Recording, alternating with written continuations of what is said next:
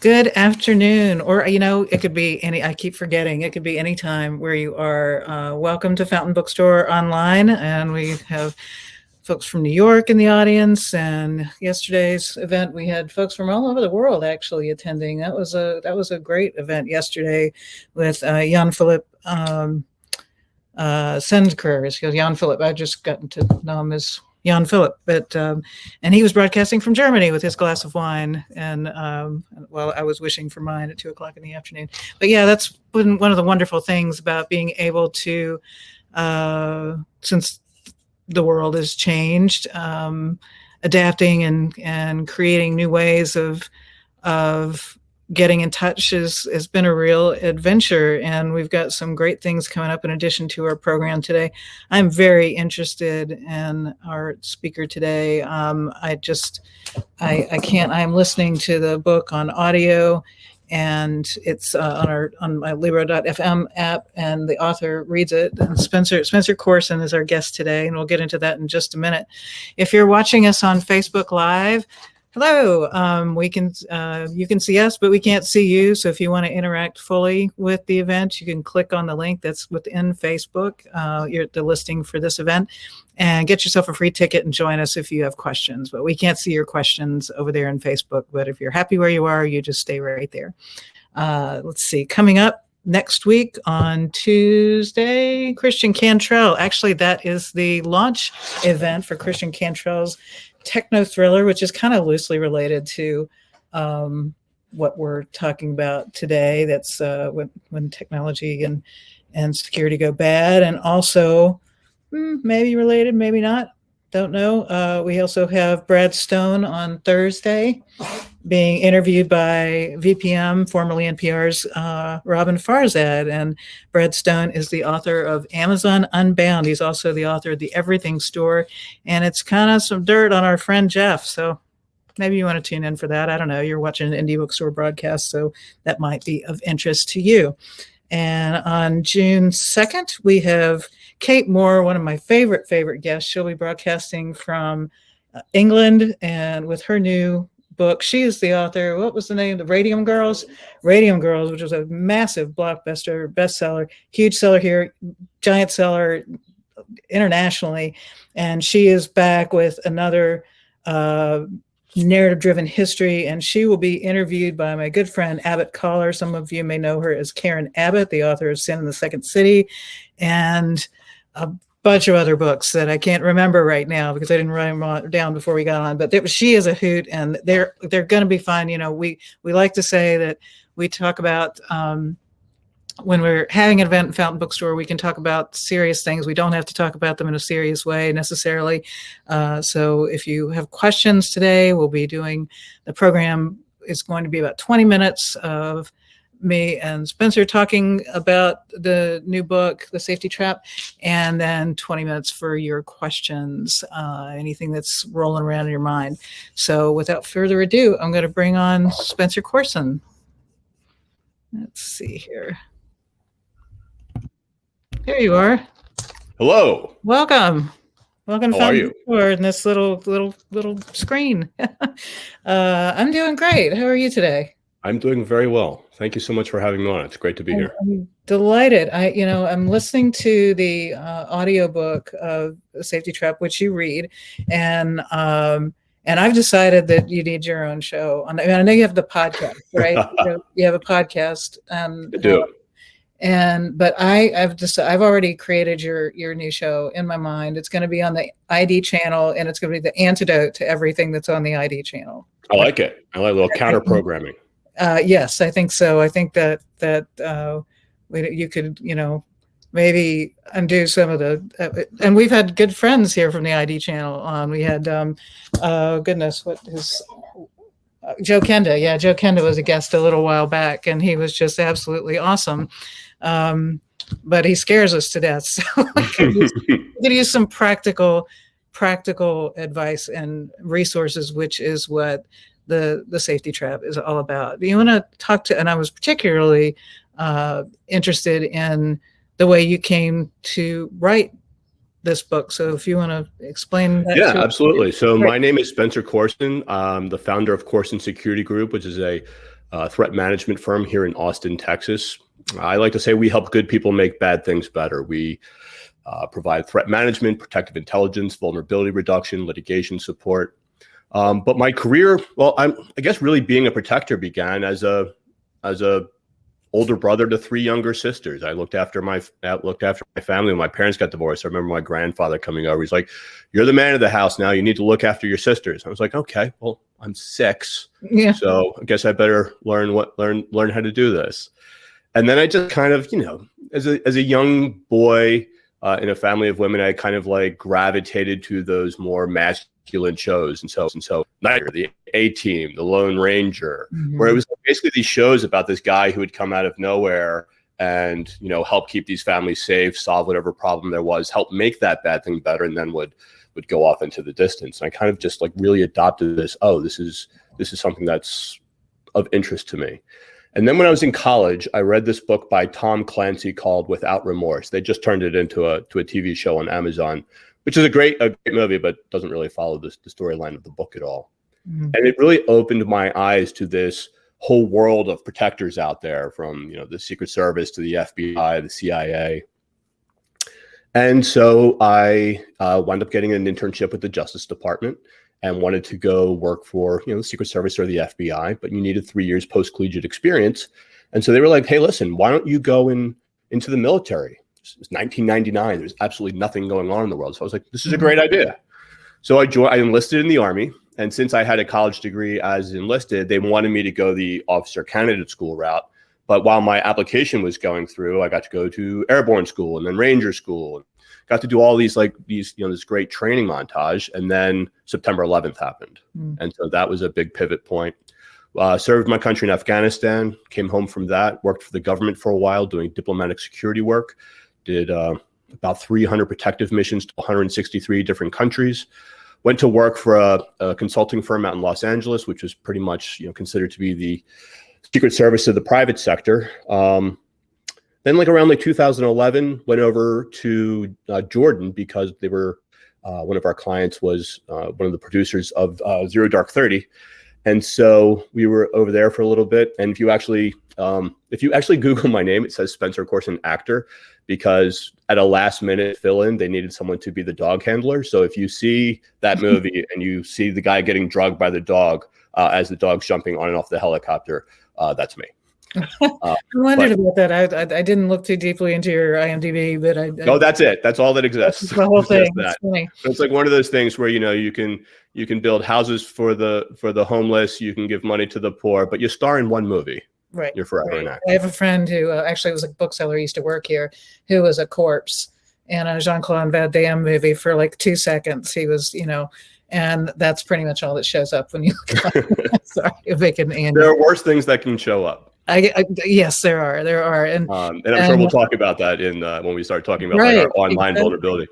But so I came back from that, and I was living in Los Angeles, and I was continuing to do a lot of work on the public figure and models and actors and athletes and things. And then Sandy Hook happened, and both of my parents were teachers, and that was a real turning point for me in my professional development, because what I realized in that moment was that while not everyone will know the luxury of having their own protective detail, every single one of us deserves to be protected.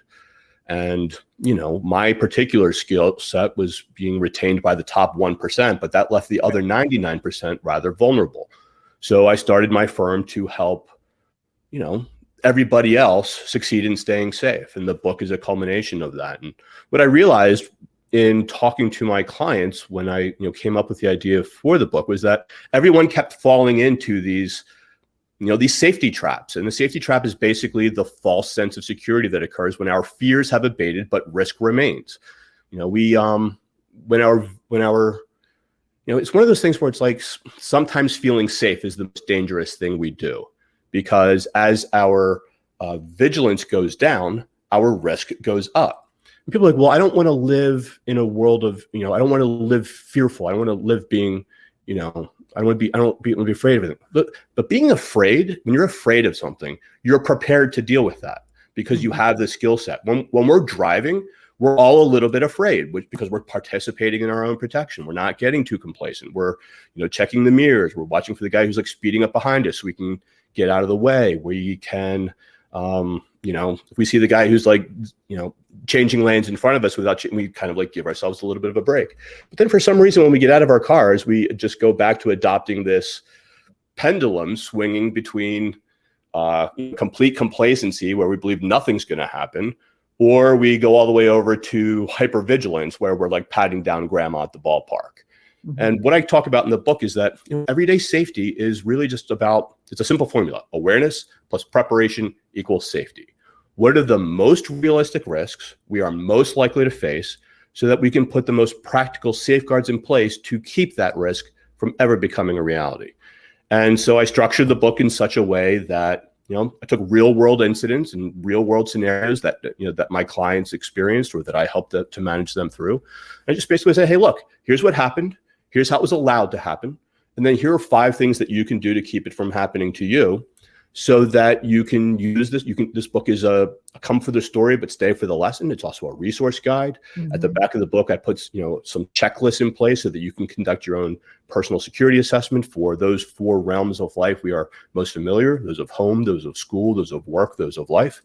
And this book is really just a mentorship on how to master the protective strategies to keep you and your loved ones protected. You explain the difference between, you have a great way of explaining the difference between safety and security. Could you, using Sure. Yeah. Because like safety and security, like they're often used interchangeably as if they mean the same thing. And I think that can be, kind of a misnomer. Safety is a feeling. It's how we feel. Security is a state of being. So if we were to think of this like an umbrella, the canopy that's keeping the rain from hitting us, that's security. Underneath that umbrella, where we're warm and dry, that is safety. And those 2 things need to be congruent in order for us to feel protected. A child embraced by a mother's hug may feel safe, but a mother's love alone is not enough to keep that child protected from the realities of the world. On the flip side, the child tucked in their bed at night may be secure, but they're not going to feel safe if they believe that there's like a monster hiding in the closet. Mm-hmm. So in order for us to feel protected, safety and security need to be aligned in order for our expectation of that certainty to remain in place. And then, of course, where the anxiety comes in is when there's a breakdown where we think we're safe or actually not. And that's where the safety trap comes in. Mm-hmm. And you talk this idea of healthy fear. This idea of healthy fear. I used to train horses. Horses are giant animals, but they're also prey creatures. Yes, yes, they are. And but I used to also teach kids how to ride as well. And I would not teach kids who didn't have a healthy. If they were not afraid of the animal, then I would not. I was like, you teach your kid that this is something to be scared of before I can teach your kid how to ride, because absolutely, that's a respect thing. And horses are a fabulous way to explain that, because if you say to a horse, like, come here, but you're apprehensive, like the horse is so in tune to not just what you're saying, but how you're saying it, that you have to believe the command. They have to know that you're in control, that you're committed, that you have their best interests at heart. Which is, because horses, they're prey animals. They are not. I mean, they graze, they walk, they sleep. They give. Their eyes are on the opposite sides of their heads, so they have a 340-degree range of vision, so they can see the threat coming. Right. Exactly. They are active participants in their own protection, and what they don't do is negotiate against their own instinct. A horse is not at all worried about. I say in the book how our willingness to protect ourselves should always be greater than our unwillingness to offend another. And I think that horse training scenario is a perfect example of that, because a horse will always protect itself first, because a horse understands that being polite is a courtesy, but protecting himself or herself is a priority. Right. And that leads into conversations about, that I haven't got to that part of the book yet, but your own personal safety compared to being polite, not Right. not just women, but often women will fall into this situation where they are afraid of offending someone, or men in particular, who might not have the best I'll give you a intentions. perfect example of something that happened to a friend of mine over the past weekend in New York. She's in New York for work. She goes downstairs to the patio to have a cigarette and a cup of coffee. It's maybe like 11 a.m. in the morning. It's Sunday morning. And she's sitting down there, and she's got her purse on the table, and she's sitting there, and this guy comes down, and there's like maybe there's another woman somewhere else, and there's maybe someone else over here. This guy comes down, and she says, like, well, he looked a little dodgy. But the hotel was like to kind of cut their rates, so that, like, I didn't think really too much of it. But then he kind of like started like fiddling with his cigarettes, and he wasn't like talking to anyone. He wasn't doing anything. He was just like kind of looking around and looking at everybody. And she was like, "There's just something wrong about this guy." But then she just like kind of like turned down and lit her cigarette.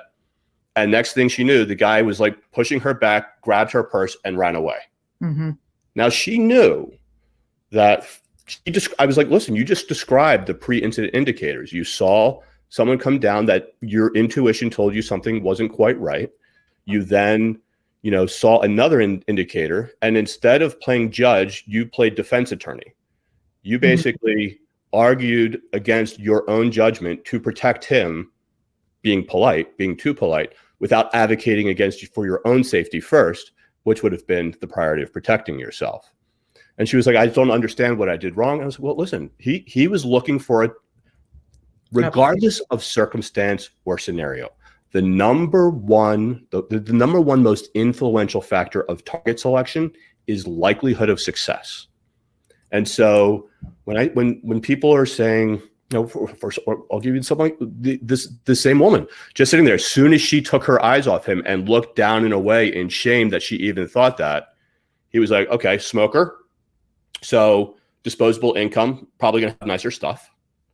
And she already took her eyes off me, which made her an easy mark. Everyone else probably still had their eyes on him. And he was like, okay, she looked down. She's not going to see me coming. Push, grab, go. And it was just opportunity. But what if she had just gone, oh, that's interesting, and just moved the chair around to the chair on the other side of the table? So there was just an extra barrier between her and that guy. Right. Right. And and if you care about preserving politeness, there's nothing polite about that. Hey, Jim, saving you a seat. Yep. That's one of the things I love about your book, is it's so practical, and it's even, you're a big tough guy with a lot of training. He's going to get his own TV show soon because I'm willing it.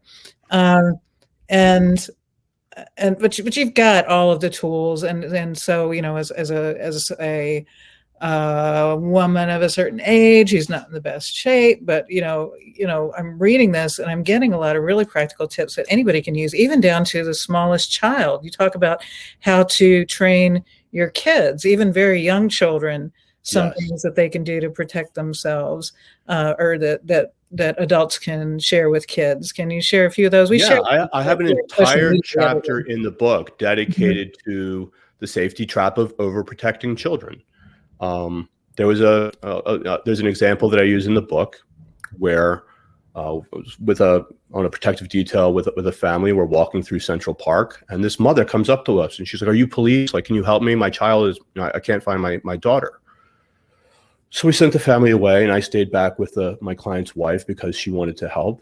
And we had been at an event where there was some police involved, and so we still had those contacts. And so we reached out and kind of put out a search party in the park, put out an Amber Alert. And about an hour later, the police found the child sitting on a park bench. And as we walked the mother over, this kid comes, bounding, "Mommy, mommy," and like jumps in her arms. And she's like, and the mom's like looking around, and she sees that there's other people around. She's like, "How come you didn't like ask for help?" And the kid just like buries her head almost in shame and says, "Because everyone was a stranger, and you said we don't talk to strangers." And so as I was walking my client's wife back home, she was like, "Am I overprotecting my kids? Am I too much of a helicopter mom? Like what?" And basically what I said to her, like, "Listen, what you don't want to do is you don't want to make safety scary. You want to make safety fun. And you want to give your children the permission to participate in their own protection. And, so if you're going to teach them about stranger danger, teach them that stranger danger is a one-way street. While it is wildly inappropriate for an adult to ask a child for help, it is perfectly appropriate for a child to ask an adult for help, because a child is intrinsically not going to negotiate against their own instincts. So if they're weirded out by someone, they're not going to go to that person for help. But what you can do as a parent is offer them the 3 F's: food, flags, family.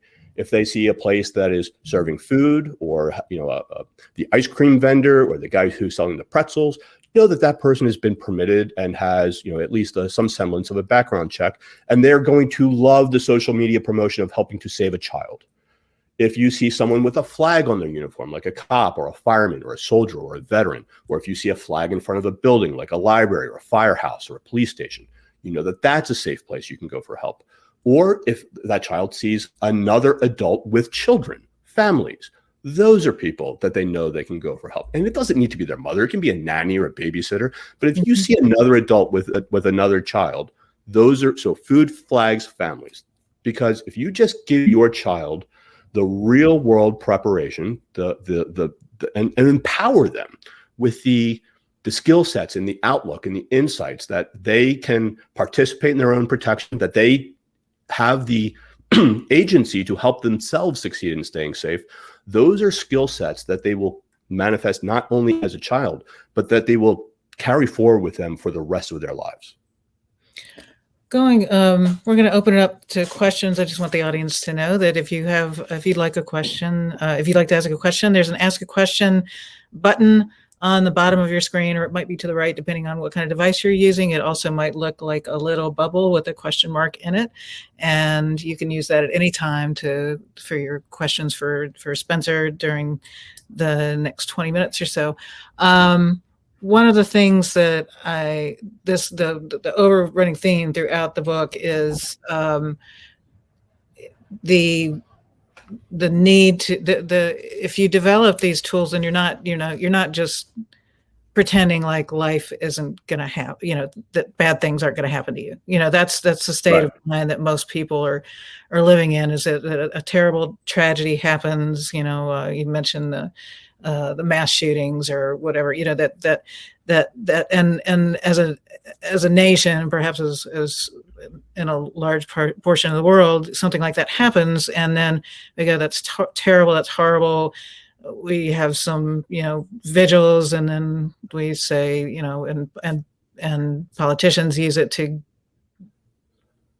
further their interests, and or whatever, it gets used, and not much really changes. But we can change these things and how we go about our daily lives, and if you can talk a little bit about that, and then we'll So let me give you a perfect example. One of the questions that I get asked most often is about like home security. Like, do I need a gun? Do I need a dog? Do I need cameras? Do I need what do I need? And all most people really need to do is lock their front door, because most people don't. Like something like 80% of home invasions occur because the guy's able to walk through the front door. Someone tried to break into my home 2 weeks ago, and you know what they did? They tried to walk through the front door. So let's say that I walk up to you in a supermarket parking lot, and I say, hey, like before you came to the supermarket, like how secure is your home? You're gonna be like, oh, it's very secure. Lock the door and everything. I'm gonna be like, okay. And then 5 seconds later, I say, hey, there's a backpack with $1 million in cash in your upstairs bedroom. You have 10 minutes. Money's yours if you can get in and get out within 10 minutes without being detected, and no one's the wiser. Could you do it? I'm going to go, yes. Yeah. So what changed in that 5 seconds? Well, what changed was the motivation to stop thinking like a homeowner and start thinking like a bad guy. Mhm. Because now they're thinking, well, when I think of the guest bathroom, my wife cracks the window open, or the kids, when they come home from soccer practice, they don't always lock the door, or we all the doors and windows on the first floor are locked, but we never lock that second floor deck door. So if I can just like jungle gym my way up to there, I can get in. Yeah, I can absolutely do this. Well, all of those ways that you just described that you're going to break into your house, that's exactly how a bad guy's going to break in too. Because like I said before, they're looking for likelihood of success. They're looking for, maybe they're going to come up one day, driving down the street, looking like they're handing out, Chinese food menus. And as they're putting it in the door, they're just trying your front door. Oh, sorry. You know what I mean? They have an easy excuse to get away with it, but now they know, oh, you're not home during the day. I don't see this. I'm going to put an Amazon package on your, I'm going to put something, I'm going to put a flyer. I'm going to put, the reason they put the menu is because then they can tell if the door had been opened. Because if they come back 3 hours later, let's say they go at like 11 o'clock and they put that Chinese menu there, and at 2 p.m. it hasn't moved. Now, again, this is pre-quarantine philosophies because now everyone's working from home. So it's a little bit different, which is why like the home invasion rate has gone down, but subsequently like child abuse has gone up or domestic violence has gone up. So it's not like we're too safe. But yeah, but then they say that they have like a 3-hour window, and then they do that the next Wednesday. So now they know that every Wednesday from 11 to 2, there's no one home. Guess what? And your front door is open. You're going to come home one day and your stuff's not going to be there. Right.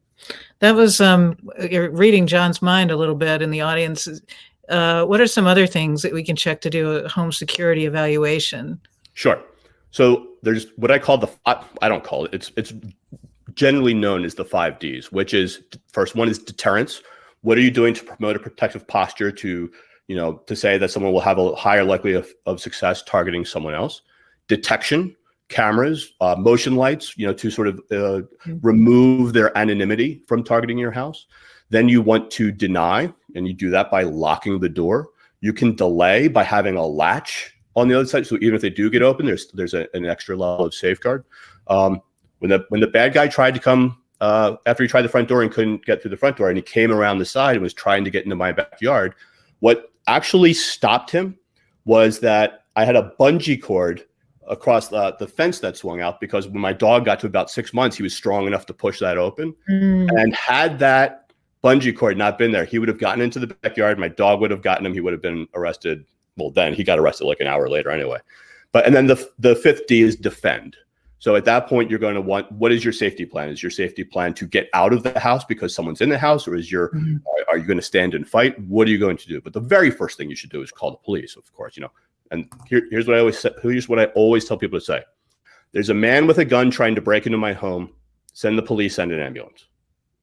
Just say that, even if it's not true. You don't know it's not true, but communicate that it is true, because then the help will come. Right. Your job is to protect yourself. There's someone with a gun trying to break into my home. Send police. Send an ambulance. Help will come running. The what are some other tips for like being in public places? I'm sorry, we'll do that in a minute. We'll do that. We'll do public places, and then we'll answer Tiffany's question. Sure. So public places, how can you keep yourself safe in public? So in public, you want to. So what you don't want to do is see all those safeguards and think that all those safeguards are there for you. It's very easy if you're like walking into a super center to see that sign that says, oh, this area under 24-hour surveillance. And then you walk inside and you see the anti-theft devices, and then you see the guard in the uniform, and then you see all the domes up on the ceiling. You're like, oh, wow, man, they take their security really seriously here.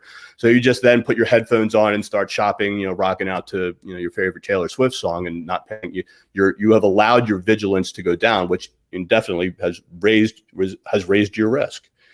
And then we do this because we see all of those safeguards and we think, oh, all those safeguards are here for me. No, they're there for the products. Right. They're there to deter like petty thieves and shoplifters. They're there for the managers to audit their staff. They're there. Right. Now, listen, in the event that something does happen, can those resources be employed by the police in efforts to investigate the crime? Yes, absolutely. But that's an afterthought. That's a fringe benefit. Right. It's kind of like, just if you see a celebrity and you see that celebrity has a bodyguard, right? Yes, there's security present. That security is not for you. Okay, so don't Your front door Ring camera, that's not to keep the mailman safe. That's to keep you protected. So understand the expectation, which I have a whole chapter in the book about the safety trap of expectation for understanding. Don't just be complacent being told that something is being done. Ask what that something is and how it actually applies to you. Because I think once you look beyond the the book cover, you're going to see that those pages inside really have nothing to do with you at all. Right. I mean, it goes to, exactly as you said, a lot of those things are in place for the security of property, for the security of the corporation's, reputation or liability, for the lawyers, for what have you, not necessarily, and that we're each, and that's the thing that you come to over and over in the book that I think that is really hit home with me, is that we're each individually responsible for our own security. However, we do have a really good question from Tiffany. She says, what's your best tip for keeping teens safe online, especially ones who are somewhat knowledgeable about tech, but don't realize they still don't know everything, which is, I think, just a description of teenagers in general, even the good, So two things with teenagers is, like, one is overconfidence and two is oversharing. One is like, hey, hon, be safe tonight. And they go, oh, I have my mace. Well, okay, that you don't hide behind your mace hides behind you. Okay, so don't think that just because you have mace in your purse. Like, when was the last time you deployed that mace? When was the last time you trained with it? When was the last time you practiced with it? Are you the kind of person that's gonna do your mace like this? Because I can snatch that mace away from you really quickly. Because if you hold your mace like this and deploy it in a more appropriate fashion, then it's hard for me to take away from you. But again, you don't even want to get to the point where you're engaged. I have clients or not clients, but I have people be like, hey, so if I'm handcuffed in the back of a trunk, how do I get out of it? I'm like, well, listen, there's a lot of decisions, poor decisions made before you got into the back of the trunk. The guy that was way down the block that was eerily suspicious, that was your time to put as much time and distance away from them as possible. As you crossed the street and then they crossed, that was another sign telling you to get away. And then when the guy was right up on top of you, grabbing you as the van was coming up and throwing you into the back of the trunk, we want to prevent bad things from happening just as much as we are as effective at responding to them after they do. But the other thing with teens today, especially, I'm sorry, the online thing, I do say, I think it's super important to test your mace. I speak from experience that it's probably not a good idea to test it in a small bathroom with a closed door in the sink. So I can attest that mine works. But well, here's the other thing.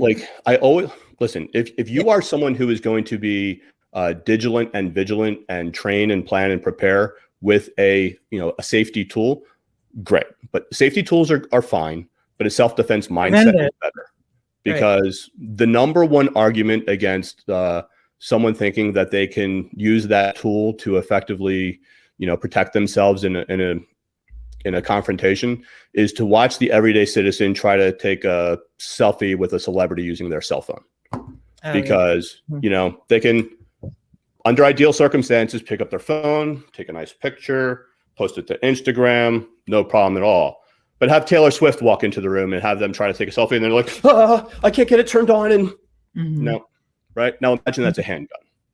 Right. So what's the realistic reality of and that's what we get into overconfidence. You expect your capability to exceed expectation when in reality it's going to falter to the lowest level of your training. So, but getting back to the teenage question, a big thing is oversharing online, especially. The average person would be shocked to learn how much personal details they share online in a 6-month period. Everything, name of your dog, house you grew up on, name of your first pet, birthday, picture of your home, picture of your home, mom's maiden name. Right. Okay, right there. Now I know all the answers to all your challenge password reset questions. But also, what you're sharing online may not be the reason you get targeted. But like we talked about before with likelihood of success, all of that information that you do put online will be used against you for those who want to target you. It's going to make them that much more successful. So as often as you audit your financial statements, audit your social media presence, because just because you posted something this week that was relevant and important, that doesn't mean that it's going to be that important 6 months from now. So be very cautious about those things that you post online that will live online in perpetuity in the future. So, audit yourself with honesty, participate in your own protection, and do what you can to reduce your vulnerability. And so in the case of a teen, would you, do you educate the teen and explain this scenario to them when they already know everything? So I think you want to talk to your teen at their level, and you don't want to talk to them as much as you want to, you don't want to talk down to them. You want to talk with them. You want to have it be a conversation. Hey, what would you do about this? Or did you hear this story? Well, where do you think they went wrong? What could they have done better? Have you ever done this? What would you do in this situation? And that way you can get them to think through, and if they come back with oh, mom, well, that will never happen to me. But do you think this person thought it was going to happen to them? Are you afraid that you're overconfident? There's this great book called The Safety Trap. Maybe you should read this chapter and see what you think about it. Even easier, you can listen to the audiobook and you can listen to the audiobook. I did have a lot of fun doing the audiobook, as difficult as it was. What's that? Doing the audiobook. Yes. Oh, yes. I'm so glad I got to do it, and I had a lot of fun doing it. But it was extremely difficult to do. You have reading your own words is a billion times harder than writing them.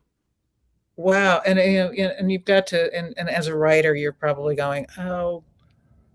Well, and then, that's the other thing. Then you start to self-edit yourself. Right. Well, at least you can. It's your book. So, yeah. I think we're going to wrap it up in just a minute here. Sure. I think a lot of these things also, to my business owner friends in the room and who watch this later, a lot of these things apply to protecting your business as well. The locked doors, not just that, but the one challenge that I have whenever I'm doing security audits for corporations or national organizations or even schools or corporate offices is a lot of business owners have an unwillingness to, they want to put all the safeguards in place to keep outsiders monitored, but they are very reticent against the insider threat. Yeah. But one of the reasons that theft and is from not just that, but one of the reasons that students attack their school and employees attack their workplace is because very often that is where the grievance will first, manifest. That's where the ideation that they can do something about it will be first, conceived in their mind. It's where the research and planning for their attack can be disguised and camouflaged as their everyday activities. They don't really have to breach any kind of security protocol because they're supposed to be there. And so the next warning sign that comes out is the gunshots ringing out. Can you hear me now? And what we need to realize is that, what happens after every school shooting or after every incident of workplace violence? Oh yeah, he was talking about this or she was talking about that, or they, there was all this what's known as leakage where because I'm not going to tell Jim I'm going to kill him. I'm going to tell Bob that I have a problem with Jim and that Jim better be careful. But if we are not, our return to normalcy after this pandemic and all of this quarantine, our return to normalcy cannot also come with return to complacency. Right. We must have a willingness to participate in our own protection. And sometimes our willingness to help another is the first step to saving ourselves. Because, especially with this quarantine, those who, had some kind of a mental illness. I'm not talking about anxiety. I'm talking about those with serious mental illness. This pandemic exacerbated those conditions. And so that's why we've had 147 mass shootings since January of this year, because it's almost like that pressure has boiled over to the point where it had nowhere else to go. So it's going back out onto the streets. Right. That's that isolation and that those things were amplified. Casper is bringing up in the chat that teenagers need permission to not be nice online sometimes, or just you do, but to the yeah. We're not saying being mean, but it's perfectly appropriate to be disagreeable. Right. Or just not, not, that's not acceptable. You can't talk that way to me or show Yeah. that to me online. A yes to someone else should never come at the cost of a no to you. Right. Your willingness to defend yourself should always come, should always be should always be greater than your unwillingness to offend another. Mm-hmm. Polite is a courtesy. Protection is a priority. Yeah, this book is it's a serious book, but it's very practical and it's very easy to read. It's very easy to. Thank you. It's from the very first page, you can start using the tools that are in it. I wanted every page to have a takeaway. I Right. wanted every chapter to have a new outlook. I just really, some of the things may be counterintuitive. Some are just like, oh, I just never thought of looking at it that way. And this isn't like a fear-mongering book. This is how to live your very best life the safest way possible by just being aware of the realities that exist in our everyday life. But, kind of like that Lego sitting on the floor, we don't stub our toe on the things we notice. We stub our toe on the things we don't. Right. And, one of the things that my global experiences has taught me time and time and time again is that when we don't expect to see danger, we simply fail to see the warning signs that something bad is about to happen. Mm-hmm. But the warning signs are always there, and staying safe is about training ourselves to see them. And, no one fears that which they know well. So the more aware we are, the more prepared we can be, and ultimately, the more safe we all can exist.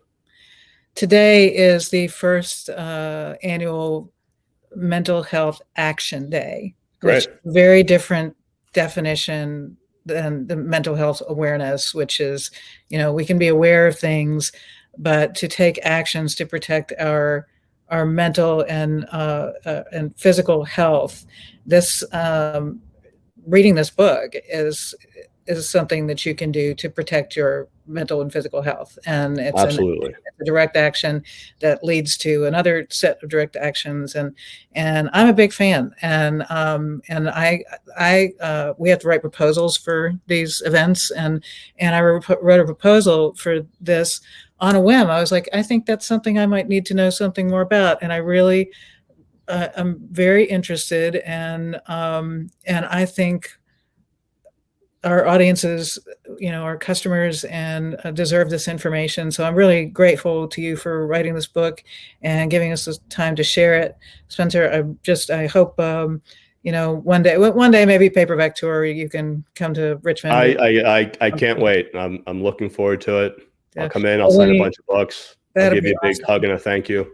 I would really appreciate that. And I want to, so do you have any final closing thoughts before we say goodbye for? If anyone has if they want to learn more, they can go to thesafetytrap.com. That's where all my social media links live. That's where the podcast lives. That's where blogs, videos, updates, news, information, thesafetytrap.com.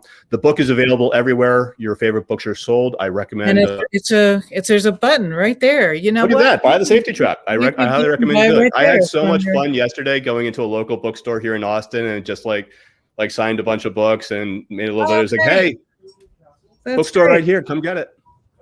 This was really great. Thank you so much, the Fountain Bookstore. You guys are wonderful.